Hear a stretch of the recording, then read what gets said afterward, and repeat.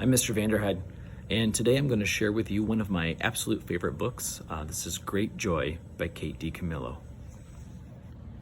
Sorry, I spun you around there. Great Joy by Kate DiCamillo.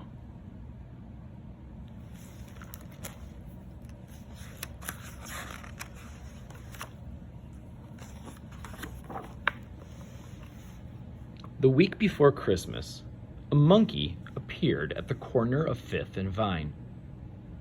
He was wearing a green vest and a red hat. And with him was a man, an organ grinder, who played music for the people on the streets.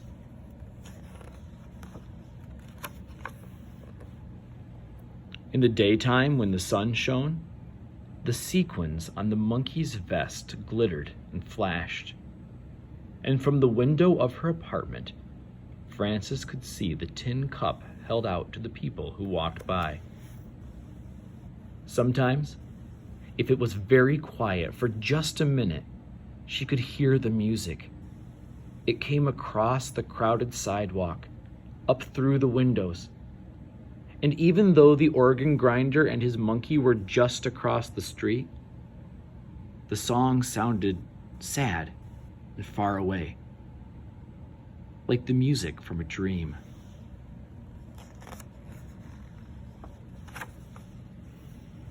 "Where do they go at night?" Frances asked. "Who?" said her mother. "That man and his monkey." "Oh, Frances," said her mother, "don't ask me questions I can't answer. I'm sure they go somewhere. Everyone goes somewhere." "But where?" said Frances. "I have no idea," said her mother. "Turn around." Frances turned. Her mother pinned the bottom of her robe. "There," said her mother. "Now all I have to do is hem it, and you'll be ready. Have you memorized your line?"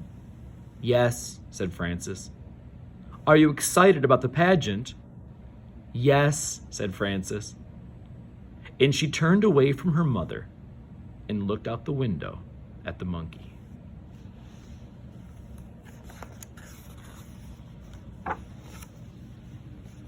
That night, Frances made herself stay awake. She hummed songs and said her multiplication tables. She named the capitals of each state: St. Paul, Tallahassee, Harrisburg, one after the other. Every time she felt as if she might fall asleep, she shook her head and pinched her arm and opened her eyes wide. Finally, at midnight, Frances got out of bed and crept down the hallway to the living room. She looked down into the street.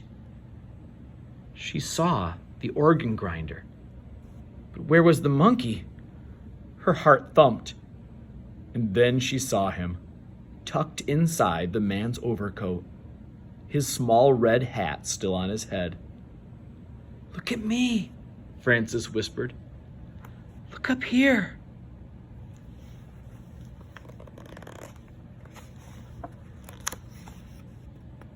It was the organ grinder who looked up. He took his cap from his head and raised it to her.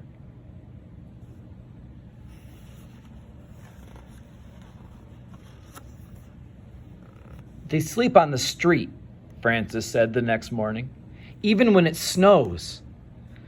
"Oh, Frances," said her mother, "maybe they could come for dinner?" "No, they can't come for dinner," said her mother. "Why not?" "They're strangers, that's why. Eat your breakfast, Frances. You've got a big day ahead of you."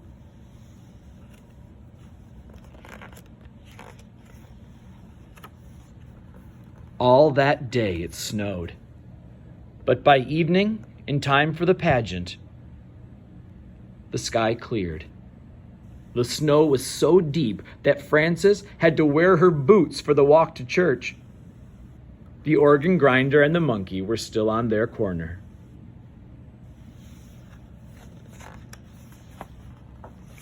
Frances ran up and put a nickel in the monkey's cup. I'm going to be in the Christmas play tonight, she said. I get to wear wings. I have one line to say. Do you want to hear it? Frances, her mother said, we're going to be late. Let's go. You can come, Frances said, turning back. The play is at the church. It's just down the street. You can both come. The organ grinder smiled at her, but his eyes looked sad.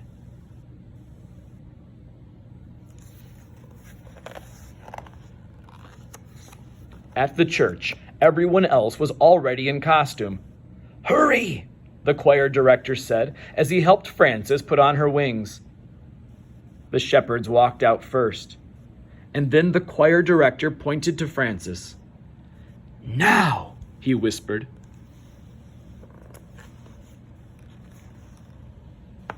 Frances stood very still.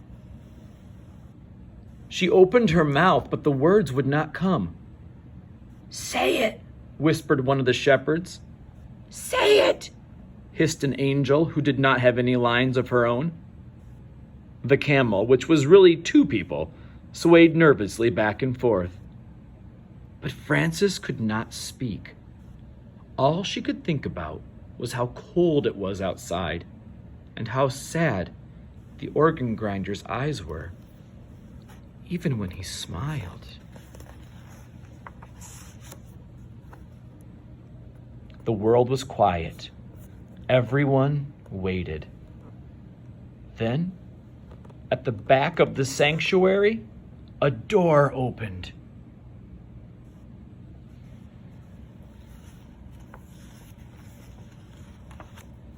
Frances smiled.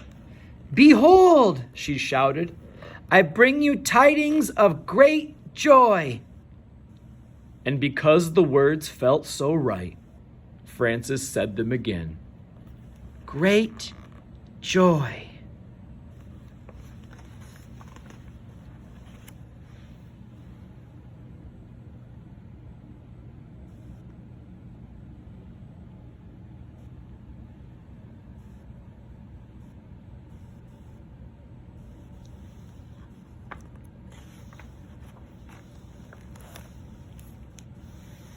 And that's the end.